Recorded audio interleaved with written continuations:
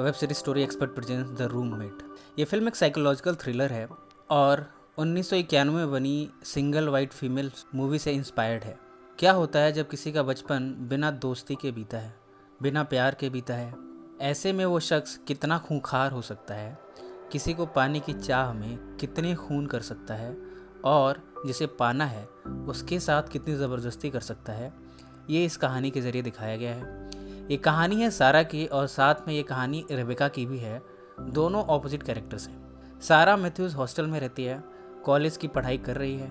उसके लिए प्यार पाना बड़ा आसान रहा है। उसकी खूबसूरती, उसकी पर्सनैलिटी, उसके बात करने का अंदाज़ और सबसे बड़ी चीज़ है उसका पॉजिटिव व्यक्तित्व जो उसे खास बनाता है। आज उसका कॉलेज के नेक्स्ट ईयर में एडमिशन हो गया है।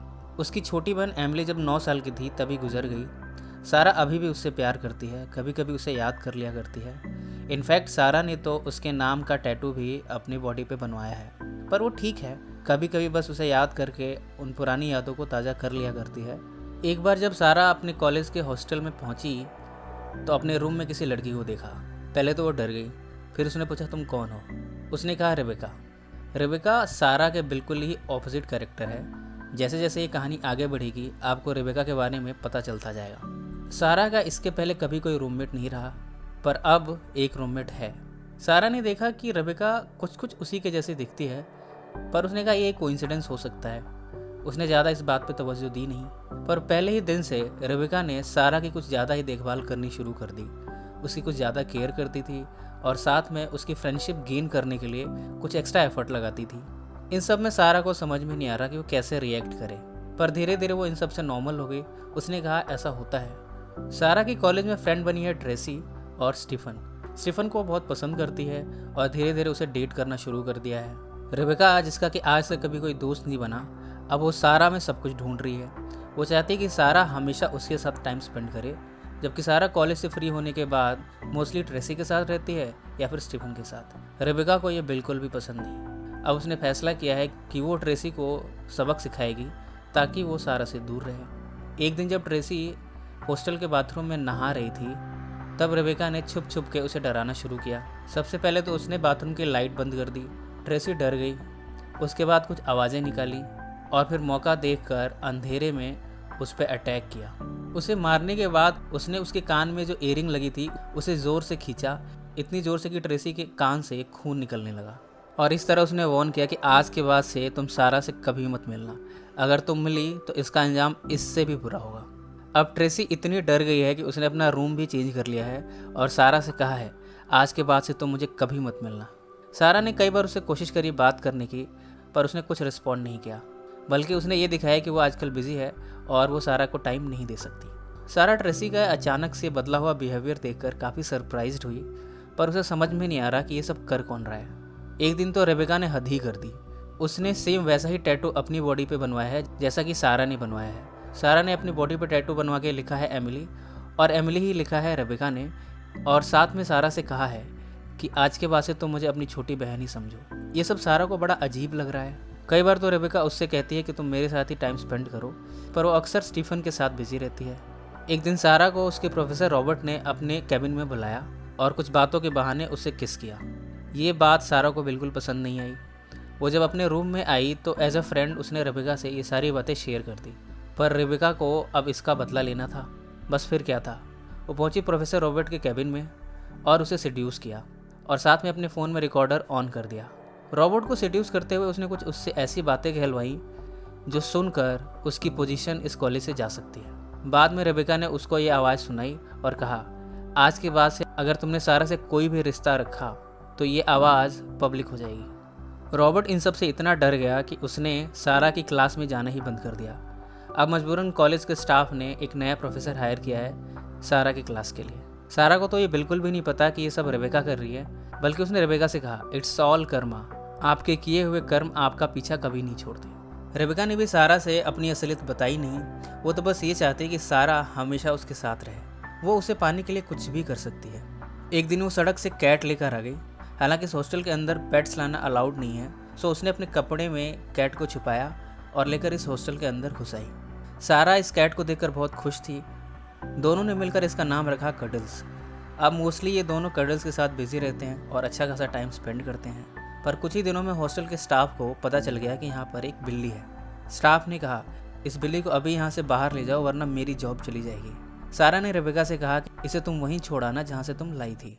पर जब सारा कॉलेज में गई तो रेबेका ने उस कैट को वॉशिंग मशीन में डालकर उसे मार दिया, अपने आप को कुछ चाटे मारे और कई जगह इंजर्ड कर लिया ताकि ऐसा लगे कि उसे किसी स्ट्रेंजर ने मारा है।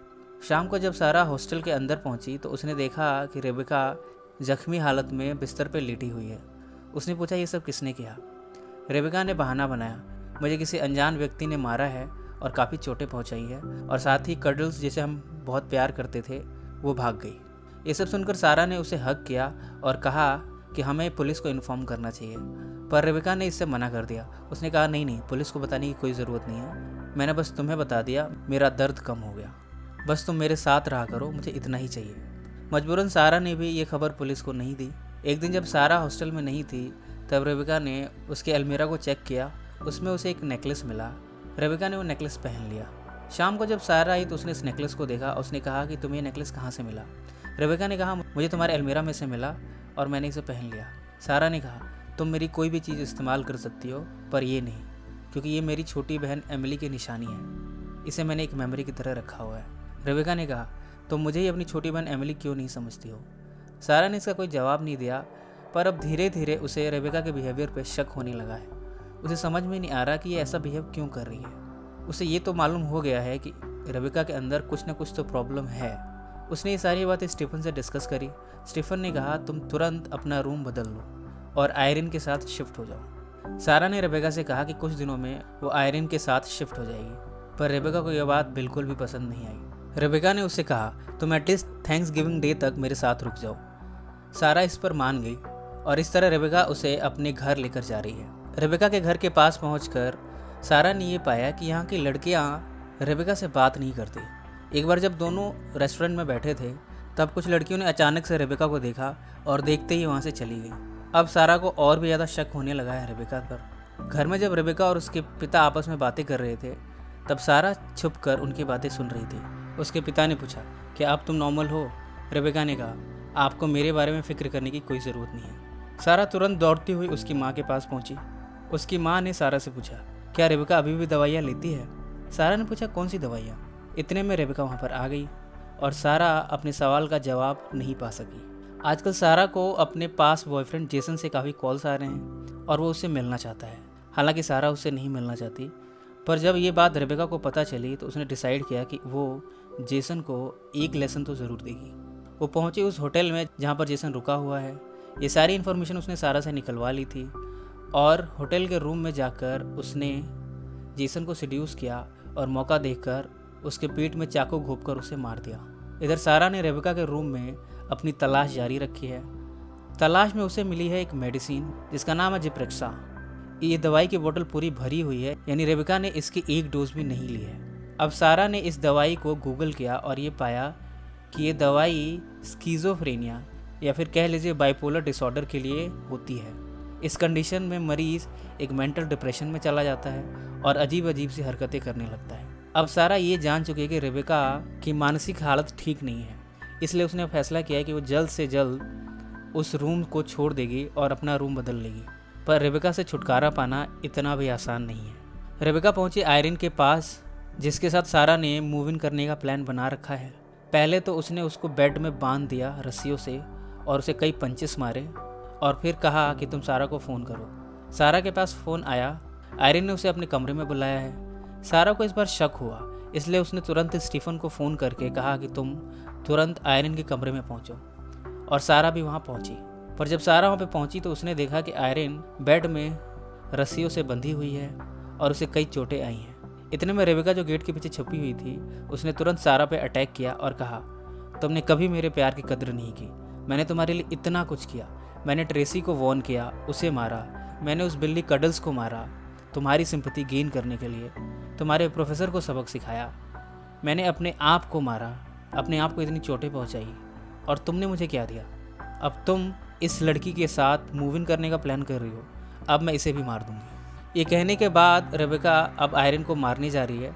वो प्लास्टिक से उसका मुंह बंद कर देगी और सफोकेशन से आयरिन मर जाएगी। पर सारा उसे बचाने के लिए दौड़ी। उसने रेबेका से कहा, प्लीज़ मुझे माफ़ कर दो और इसे मत मारो, मैं वही करूँगी जो तुम कहोगी। रेबेका को लगा कि सारा सच कह रही है, इसलिए वो सारा के करीब गई। मौका देखते ही सारा ने उसकी गन छीनकर उससे दूर फेंक दिया। रेबेका को अब और भी तेज़ गुस्सा आया और अब वो सारा को ऑलमोस्ट मारने ही वाली थी कि वहाँ पर तुरंत स्टीफन पहुँचा और उसने उसके पीठ पर जोर का वार किया। अब सारा दौड़ी गई है विंडो के पास और विंडो से मदद के लिए चिल्ला रही है। इधर रेबेका स्टीफन पे भारी पड़ी है। उसने उसे इतनी ज़ोर से मारा है कि वो बेहोश हो गया है और अब वो सारा पे अटैक करने जा रही है। दोनों में कुछ लड़ाई हुई और लड़ते लड़ते सारा के हाथ एक चाकू लग गया और उसने उस चाकू से रेबेका के पीठ पर वार कर दिया और इस तरह रेबेका की जान निकल गई। मरते वक्त सारा ने देखा कि उसने अभी भी एमिली का वो नेकलेस पहना हुआ है। सारा ने तुरंत वो नेकलेस उसके गले से खींच लिया और साथ में आयरन को रस्सियों से छुड़ाया और स्टीफन को भी होश में लाई। फाइनली सारा को रेबेका से छुटकारा मिल गया। अपने हॉस्टल के रूम में पहुंचकर उसने वो बेड जिस पर रेबेका रहती थी उस बेड को हटा दिया है। स्टीफन ने कहा, क्या अब मैं तुम्हारे साथ मूव इन कर सकता हूँ? उसने कहा, नहीं, अब मुझे किसी रूममेट की ज़रूरत नहीं है। सारा अब इतनी डरी हुई है कि वो कभी भी अपना रूम किसी से शेयर नहीं करेगी। ये कहानी दिखाती है कि मेंटल डिप्रेशन में न सिर्फ उस इंसान की ज़िंदगी में बल्कि दूसरों की ज़िंदगी में किस तरह परेशानियाँ खड़ी हो जाती हैं। फ्रेंड्स, ये कहानी कैसी लगी कमेंट्स में ज़रूर मेंशन करें। इस वीडियो को लाइक और शेयर ज़रूर करें और किसी फिल्म की कहानी या वेब सीरीज़ की कहानी आप सुनना चाहें तो उसे कमेंट्स में मेंशन करें, हम उसे भी पब्लिश करेंगे। अगर आपने हमारे चैनल को अभी तक सब्सक्राइब नहीं किया तो सब्सक्राइब कर लीजिए और बेल आइकन दबा दीजिए। सो फ्रेंड्स, फिर मिलेंगे ज़िंदगी के किसी नए मोड़ पे।